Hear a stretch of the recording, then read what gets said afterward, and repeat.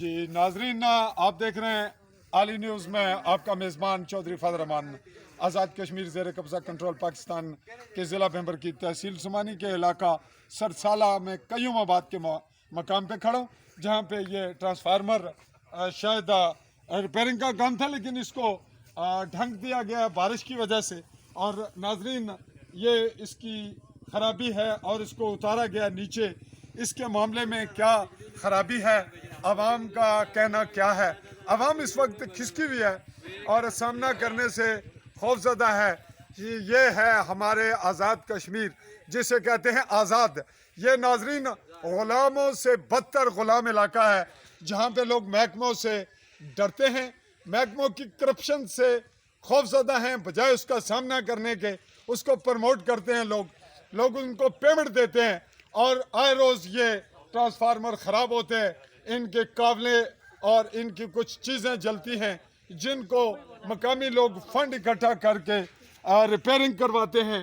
اور ناظرین، یہ وہ مقامی لوگ ہیں ہر گاؤں میں، جہاں پہ میرا گاؤں ہے وہاں بھی یہی صورتحال ہے، اور لوگ میرے گھروں میں بھی پیسے لینے آتے ہیں۔ ناظرین، بارش کے موسم میں مجھے ایمرجنسی آنا پڑا۔ صبح عید ہے، اور عید ہمارے لیے تو ہوگی، ملازمین کے لیے ہوگی، لیکن جہاں بجلی نہیں ان لوگوں کے لیے عید کیسی ہوگی؟ اور ناظرین، دلچسپ بات یہ ہے، اس وقت ملازمین یہاں سے وہ دور جا چکے ہیں کہ یہاں صحافی اگر موجود ہوں گے تو ہم کام نہیں کریں گے۔ تو گویا ہم نے ان لوگوں کو، یہ جو ہمارے بیگ پہ کچھ لوگ نظر آ رہے ہیں، ہم نے ان لوگوں کو ریلیف ناظرین زبردستی دینی ہے۔ یہاں پہ ہم صحافت جبرن کر رہے ہیں، ان لوگوں کی ڈیمانڈ نہیں ہے۔ شاید کوئی ایک آدھ یہ کہہ دے کہ جناب آپ صحافت کریں، ہمیں فائدہ پہنچائیں، ہماری یہ شکایت ہے یہ حکام بالا تک پہنچائیں۔ ناظرین، میرا آج ایمرجنسی آنا، اور آج کے دن میں میری ساتھی رپورٹر ہیں، لیڈی رپورٹر مسز ملک صاحبہ، ان کی کال پہ مجھے ایمرجنسی آنا پڑا۔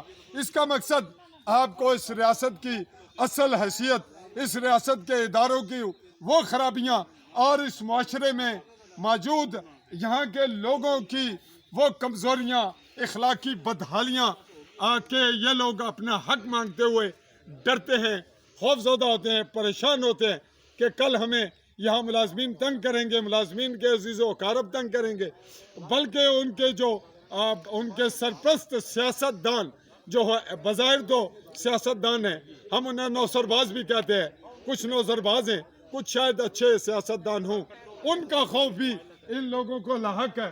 ابھی ہاں جی، آپ کا نام جی؟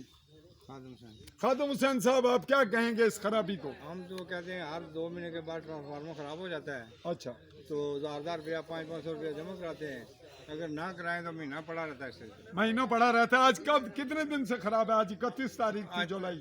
3 دن ہو گئے ہیں ہمارے 3 دن سے آپ کے علاقے میں سرسالہ میں بجلی نہیں، اور کوئی شکایت آپ کی جانب سے عوامی؟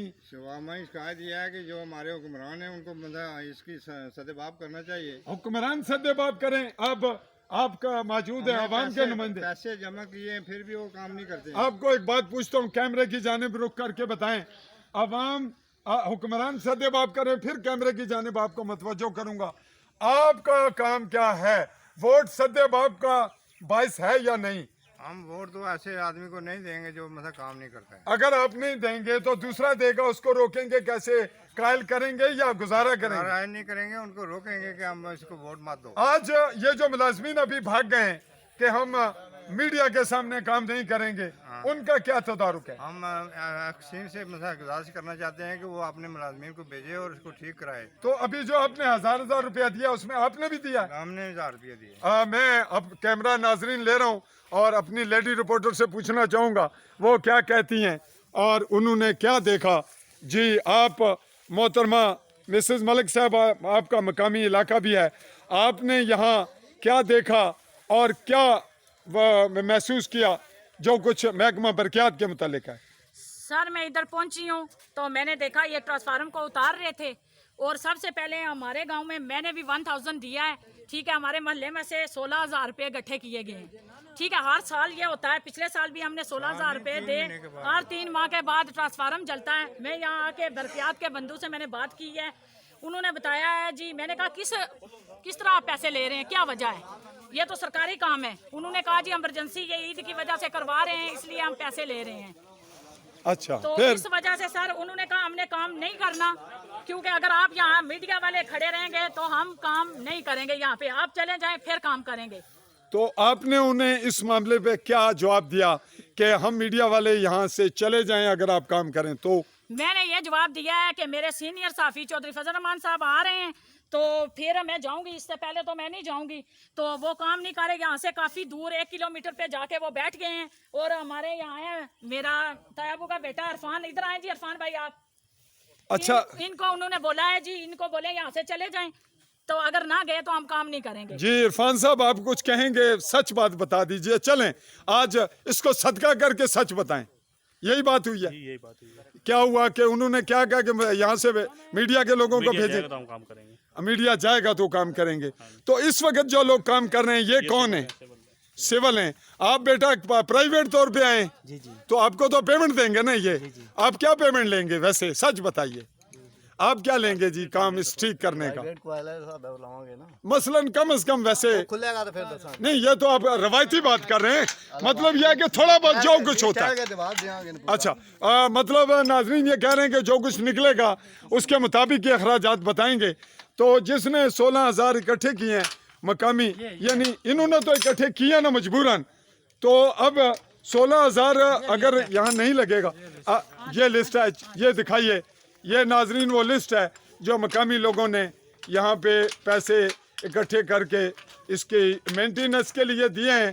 اب ناظرین یہ ہوتا ہے, آپ یہ بتائیں جی اس میں سے جو کوائل نکلتی ہے وہ کہاں جاتی ہے, جو خراب نکلے گی وہ کہاں جائے گی؟ ناظرین یہ وہ جواب ہے جو لاجواب ہے, جو میرے سامنے اس سے پہلے بھی ہوتا ہے کہ یہاں سے جو اس میں سے خراب چیز نکلے گی وہ بھی سیل کر دی جائے گی, اس کے پیسے عوام کے پیسوں میں شامل نہیں کیے جائیں گے.